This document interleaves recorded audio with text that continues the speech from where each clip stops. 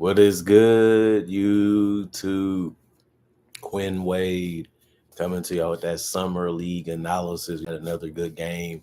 We're going to talk about the Charlotte Hornets beating the Philadelphia 76ers. The Sixers were being real strong in that paint, getting good look, high percentage shots throughout basically the entire game. They even was leading. And then the Charlotte Hornets ended up making a late game push to be able to get the lead and be able to get the win. And they had a chance to tie. And then they ended up getting that jump shot blocked at the end of the game, sealing the victory for the Charlotte Hornets to be able to win this game. And it was close. At the end of the day, it was a 2-point win, 96-94. Charlotte got off to a great start, 27-14 in that first quarter. The Philadelphia 76ers couldn't really hit nothing from the perimeter, and they really couldn't create enough good looks. While Charlotte was able to use some speed and some pace to be able to get some quality looks, and they was able to take a big lead. But Philly cut it a little bit in that second quarter by 2. They lost that quarter by 2. Charlotte did 24-22. But then Charlotte lost again 21-18 in that third quarter. And then they lost in that fourth quarter 35-29. That allowed it to be a lot closer than what Charlotte wanted it to be and how they wanted it to be. But it just shows you how hard it is to win in this league. And that's something that we all witness in each and every game. Charlotte, they had some trouble, but they still was able to figure out how to close it out. So let's actually talk about them. Ryan ended up coming up with the block, but he had so many blocks throughout the game, using that length, that size, and good IQ to know how to use his body. He only had 2 personal fouls, but he did have a steal with 4 blocks.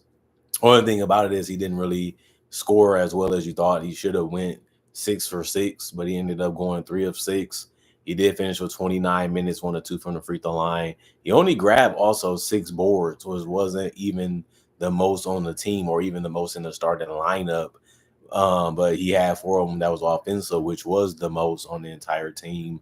But he also had 2 assists and 1 steal, like I said, but he also had 2 personal fouls and 3 turnovers. He finished as a +3 and +. They need a guy like him.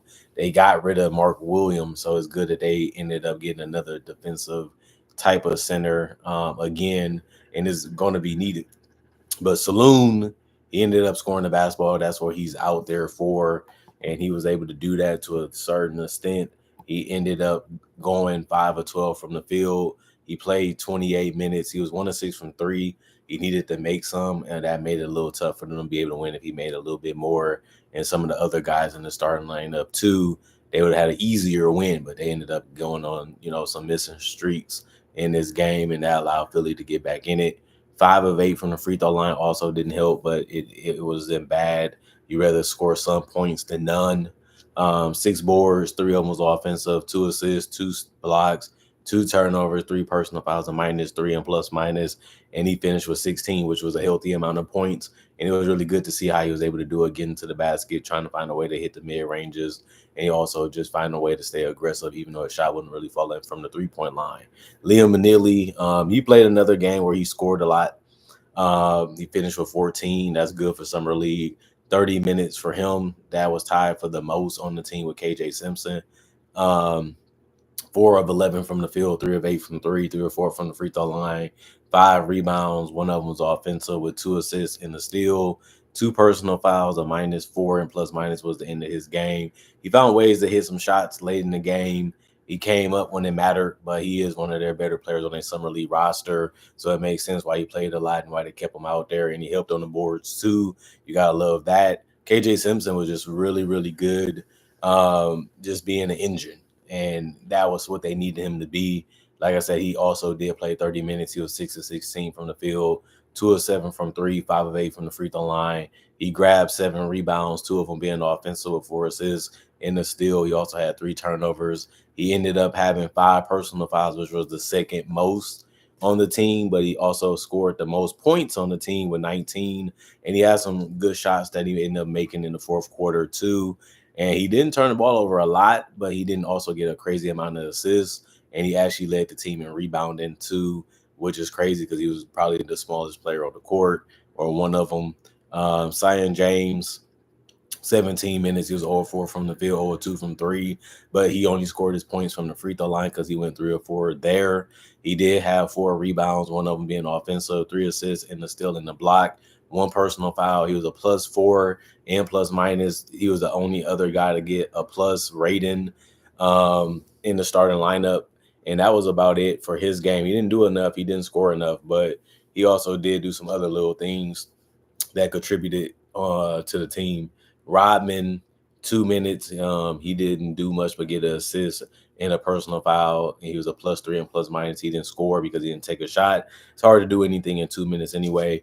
PJ Hall, 11 minutes, 3 of 5 from the field, 1 of 2 from three, 4 rebounds, one of them offensive with an assist, a block, 2 turnovers. He had the most personal fouls in the team tonight, and he only played 11 minutes, which is crazy. But he was a +1 and plus minus. He only had 7 points. His offense wasn't that bad tonight. It was really good, but he just couldn't stop fouling. He just couldn't hesitate. He was just ready to foul, and they called it every single time that they could because a lot of them was obvious, and some of them you can say was ticky-tack, but it is what it is.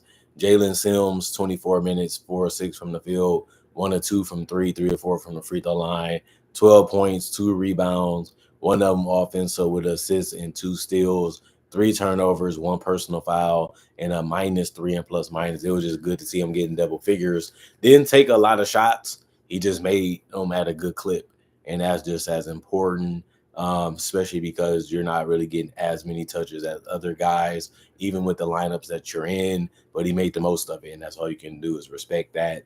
MJ Walker, 18 minutes, 6 of 9 from the field.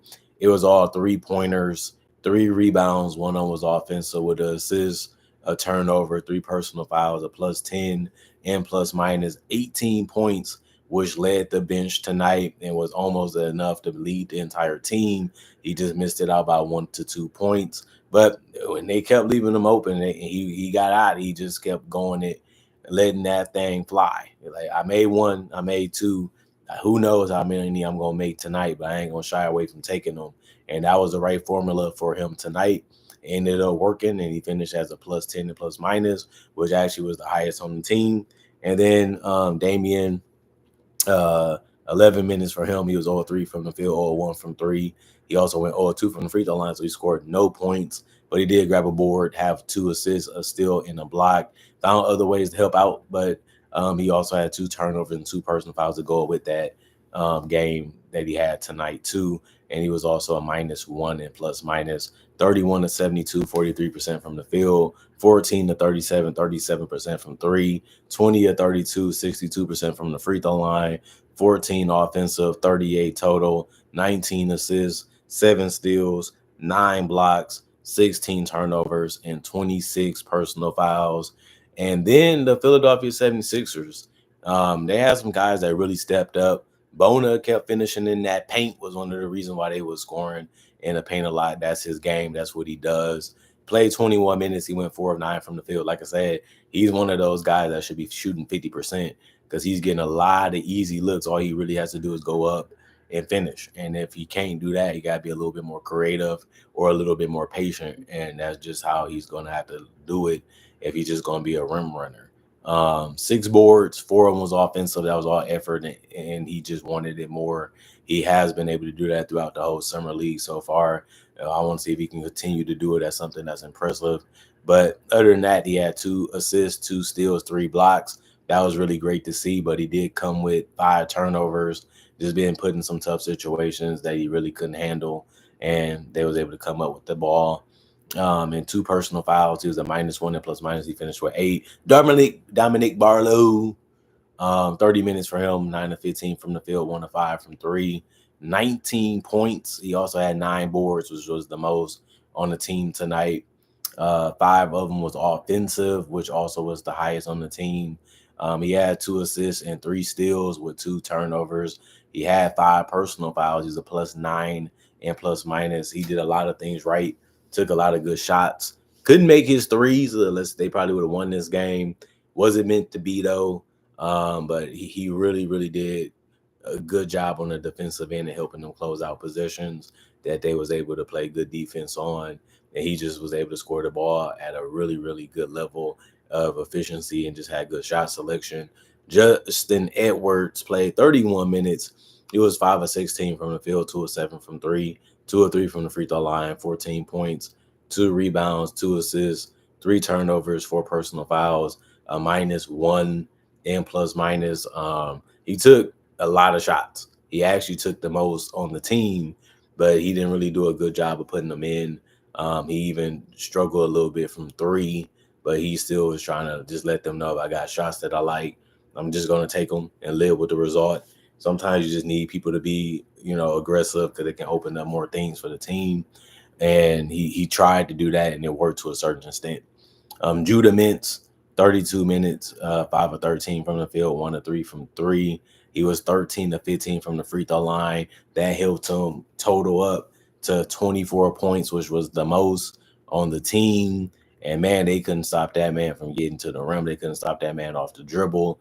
And it just worked to perfection to the point where it almost won them the game. That's how good he was out there playing, and that's how hard he was to stop for the Charlotte Hornets. 5 rebounds, 1 of them was offensive, 4 assists.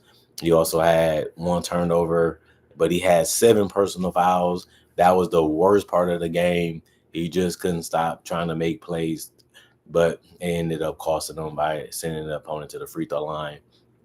But he also finished as a +7 and plus minus. Hunter, 37 minutes. He was 3 of 11 from the field, 0 of 3 from the three-point line, 2 of 4 from the free throw line, 4 boards, 4 assists, 3 steals, 2 blocks, 1 turnover, 2 personal fouls, a +4 and plus minus. He ended up having 8 points. It was the other guy that had enough, close enough to get to double figures, but finished without that.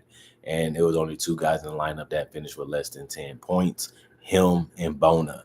And that was his game. Broom scored in the paint, hit 2 threes back-to-back. 16 minutes, though, for him. 4 of 7 from the field, 2 of 2 from three. No free throws, but he finished with 10 points. Was the only guy to get in double figures in any statistical category off the bench. 3 of them was offensive, and then you realize that was all the rebounds he had tonight. 2 assists in the steal. He also had 5 personal fouls, which was a lot for 16 minutes of play. But they was going right at him and forcing him to make a decision. And his decision was, I'm going to foul you. +4 and plus minus. Mark Armstrong only played 2 minutes. He went 0-1 from the field. It was a 3 that he missed. He also had 1 rebound, 1 turnover, and he was a -9 and plus minus. Key Valuma, 11 minutes. He was 2 of 4 from the field, 0-1 from three. It was also a free throw that he took. He missed it. 5 boards, 3 of them was offensive. 2 turnovers, 3 personal fouls, a -12 and plus minus. He ended up having 4 points by the end of the game. Couldn't make a shot from 3. Tried to get to the free throw line and make one. It didn't work out, but he still did score some points and helped on the boards. And that was the best part of his game. Azan, 2 minutes. He only went 2 of 2 from the free throw line and scored 2 points. But since he played 2 minutes, he couldn't really do much. Finished with a turnover and a personal foul and a -6 and plus minus. St. Thomas, 3 minutes, 1 of 1 from the field. That was his night. He also was able to just get 2 points because he didn't attempt any shots from the free throw line. He also had a personal foul, and he was a -9 and plus minus by the end of the game. And Andrew Funk, 14 minutes, 1 of 2 from the field. It was all threes that he finished with. He went with also 2 assists by the end of the game. He finished with a personal foul, a +4 and plus minus, and 3 points. So the bench wasn't bad, wasn't terrible, but also didn't do too much to impact the game. They had a lot of guys not play tonight, although they was healthy. And they also went 34 of 79, 43% from the field, but they went 7 of 24, 29% from three, 19 of 25, 75. I would say 76% from the free throw line. They did have 16 offensive rebounds and 35 total, but they lost that battle. 18 assists.